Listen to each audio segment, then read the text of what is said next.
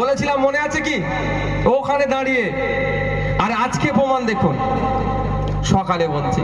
আর আমি আপনাদের বলছি, ওটার জন্য আমাকে অনেক জায়গা থেকে মেসেজ করেছিল, ভাই খুব ভালো কাজ করছেন, খুব ভালো কাজ করছেন। তা কোন কোন ব্লাড ব্যাংক আপনার ব্লাড নিচ্ছে আমি ছাড়া আমি কাউকে আর বলিনি।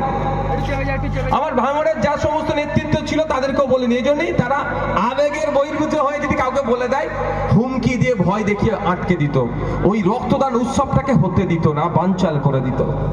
আমি সেই দিনকে বলেছিলাম। তাহলে আজকের দিনে দাঁড়িয়ে অন্তত চকমরিচা ভাই ভাই সংঘের প্রত্যেকটা সদস্য এটা বিশ্বাস করতে পারে যে তাদের বিধায়ক ভুল পথে পরিচালিত হচ্ছে না, তাদের বিধায়ক সঠিক পথে আছে। আজকে বলুন কত বড় এটা। আজকে যদি অন্য জায়গা থেকে না অ্যারেঞ্জ করা হতো, এত সুন্দর অ্যারেঞ্জমেন্ট, এই আজকে উৎসবের ন্যায় মায়েরা বোনেরা বাপেরা এসে রক্ত দিচ্ছে, এই প্রোগ্রামটা বানচাল হয়ে যেত।